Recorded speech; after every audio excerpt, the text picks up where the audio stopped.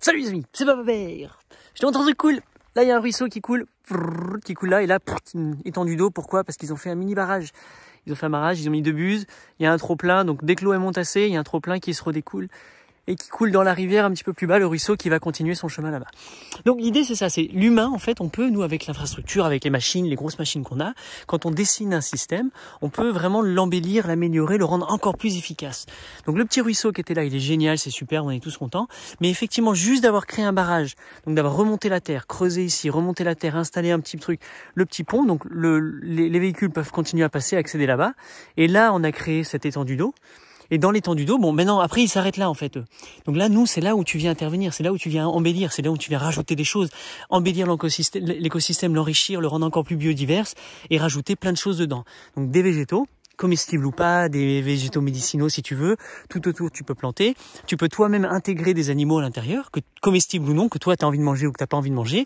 De toute façon, plus tu vas rendre le système complexe, c'est-à-dire plus tu vas ajouter de la vie, du vivant, des plantes, des choses comme ça, en conscience, bien entendu, pas des trucs invasifs qui vont venir détruire tout l'écosystème. On est d'accord, il n'y a pas besoin de le répéter, même si c'est toujours important qu'il y en a qui le rajoutent en commentaire. Oui, on essaie de faire du mieux qu'on peut, et idéalement des choses comestibles pour nous, pour l'humain, ou alors pour tes animaux, ou alors pour l'écosystème de façon générale. Donc ce point d'eau, il y a plein d'oiseaux qui arrivent, qui viennent se mettre ici, qui viennent picorer les alevins, les petits poissons, etc., les grenouilles. Les couleuvres, les bestioles, les trucs comme ça, tu fais ce que tu veux. Et toi, tu peux rajouter. Et c'est pas parce que tu mets des animaux dedans ou des végétaux qu'il faut les manger. Ils peuvent juste être là. Tu peux avoir des écrevisses, des poissons, juste parce que c'est beau, parce que c'est cool et que c'est tranquille. Au même moment, ma chienne revient. Elle dit, c'est bon, j'ai fini ma tournée. Tu peux mettre des loups. Et donc tu mets ça dedans et ça filtre l'eau et ça l'enrichit de par leurs excréments, de par leur vie. Ça complexifie. Quand il y a des animaux, il y a de leurs prédateurs qui vont venir, qui vont pouvoir manger. Et l'écosystème fait que de se complexifier. Donc ça devient de plus en plus riche. D'accord? Donc là, c'est là où toi tu choisis. Est-ce que tu as envie que ça serve ton intérêt, donc du comestible, du médicinal pour toi, ou alors du bois, je sais pas quoi, du fourrage, du ce que tu veux, tu vois, il y a plein de trucs à faire. Ou alors est-ce que c'est juste pour le vivant, pour le tout, et comme ça tu as plein d'oiseaux migrateurs qui peuvent en profiter, etc. À toi de voir. En tout cas, le système est génie. Mais là, ce qui met en place, c'est tout le temps, pour moi, c'est comme si c'était la première étape et que, ils se sont arrêtés là. Et je pense qu'on peut toujours faire plus et faire mieux. Et c'est là où le génie de la permaculture peut venir dedans. Et pas seulement la permaculture, l'agroécologie, enfin tous les systèmes où on peut amplifier tout ça. Donc par exemple, de cette eau-là, comme on retient l'eau et qu'on recrée un courant, le courant, tu peux l'utiliser pour ce que tu veux. Tu peux créer peut-être de l'électricité si avec une petite turbine optimisée, mais tu peux servir de nourriture. Et quand tu sors de là, ça vient et ça retombe dans la petite vallée. Et je t'ai fait une autre vidéo où te dire que c'est là qu'on va essayer d'installer toute la nourriture. Donc les potagers, les vergers, les machins comme ça. Donc au même moment, sur le même lieu où il y avait rien à manger pour l'humain. Parce que là, si t'es là, tu meurs de faim, quoi. Tu peux manger ces petites fleurs, elles sont sympas. Mais rapidement, il y a rien. Et donc de là, nous, on peut le transformer en espace vivant comestible pour l'humain et pour nos animaux. Donc juste de ce qu'il y a déjà, ce qui est déjà existant, il n'y a plus qu'à rajouter quelques fonctions sans avoir à retraficoter. Maintenant où c'est intéressant, c'est quand ça n'existe pas, on peut vraiment l'anticiper, l'imaginer, de dire tiens, si on faisait ça, si on ouvrait là, si là on rouvrait une sorte de mare, si on recreusait et qu'on refaisait un autre barrage, est-ce que ça pourrait recréer un point d'eau ici, puis un autre là-bas, puis un autre là-bas, puis un autre là-bas, et on peut amplifier l'écosystème. Et moi ça c'est vraiment le truc qui me fait kiffer, ça me fait délirer, me dire mais génial, c'est la cerise sur le gâteau, c'est ce qui embellit, c'est ce qui fait encore plus de sens. Si tu ne fais rien, de toute façon la vie s'en charge et fait son truc. Mais bon, c'est pas super riche, c'est pas bon, c'est là, ça prend son temps, sa régénération naturelle. Mais on peut faire vraiment mieux en jouant avec les pierres, en jouant avec les captures de chaleur, en jouant avec le mouvement, en jouant avec tout ce que tu veux, quoi. Et ça fait de la nourriture pour chacun. Et si c'est pas de la nourriture, c'est juste un endroit où les humains peuvent se retrouver, se mettre là, mettre leur transat et papoter. Ah, salut, on est copains, on est amis, on se baigne, on se rafraîchit et on vient. Et l'avantage avec ça, c'est que même en été, quand il fait très chaud, il y a quand même toujours de l'eau. Donc en fait, ça ne descend jamais en bas, ça reste plus ou moins à la même hauteur, parce qu'en plus les végétaux, etc.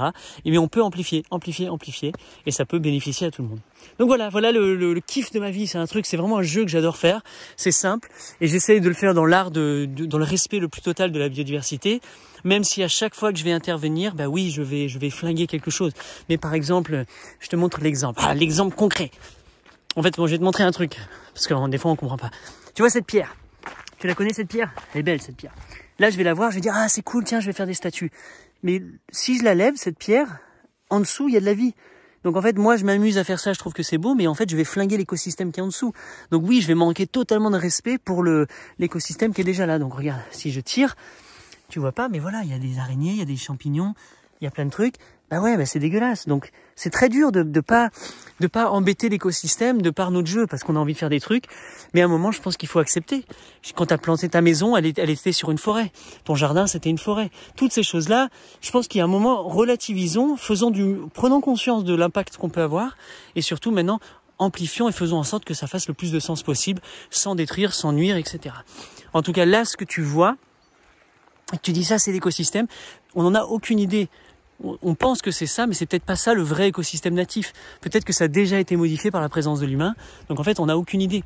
Et donc comme on peut pas revenir en arrière, le mieux c'est de dire bon, bah, à partir de maintenant, qu'est-ce qu'on essaie de faire, qu'est-ce qu'on essaie de dessiner, et surtout que ça fasse du sens. Au lieu d'aller défricher des forêts pour planter des monocultures et des trucs pour nous nourrir, bah, utilisons l'espace qui est déjà là, qui est déjà approprié, où l'eau elle est déjà en abondance, il n'y a pas besoin de la faire circuler. Enfin, tu vois, je pense que ça fait beaucoup plus de sens. Donc on utilise ce qui est déjà existant, et il n'y a plus qu'à l'embellir, qu'à l'amplifier, qu'à rajouter un truc qui fait que ça... L'équivalent dans le jardin, ça va être ton maïs. Tu peux planter du maïs, bah alors pourquoi pas faire monter quelque chose dessus? On connaît tous les haricots. Oui, mais au même moment, le sol, bah pourquoi pas faire courir un truc là? Oui, puis après le maïs, tu mets quoi? Et puis tu peux toujours rajouter, comme ça, des fonctions. Et je pense que plus on rajoute des fonctions, moins on a besoin d'espace, et plus tout est densifié, plus ça fait du sens, plus c'est auto-fertile, plus ça... Enfin voilà, c'est absolument normal. Donc voilà, bref, je m'éclate, je m'amuse, je dessine, je pense, je réfléchis, je fais des suggestions, je propose. Maintenant, comme je vais pas pouvoir l'installer sur la longue durée, je peux juste le solliciter, leur expliquer ce que faire. On fait les dessins, on est en train de faire le design, etc. Et à eux de le mettre en place ou pas s'ils ont envie. Maintenant où c'est cool, c'est d'aller voir justement localement, par exemple, quitte à mettre du poisson ou des êtres vivants dans l'eau aquatique, je vais aller voir les associations qui s'occupent de ça, qui se chargent de ça. C'est quoi leur recherche? Qu'est-ce qu'ils vont préconiser? Est-ce qu'ils peuvent m'aider? Est-ce qu'eux, ils ont envie d'infiltrer une espèce particulière pour régénérer? On peut utiliser et aider au maximum. Donc voilà, vive la vie, vive l'amour, vive tout ce qu'il y a.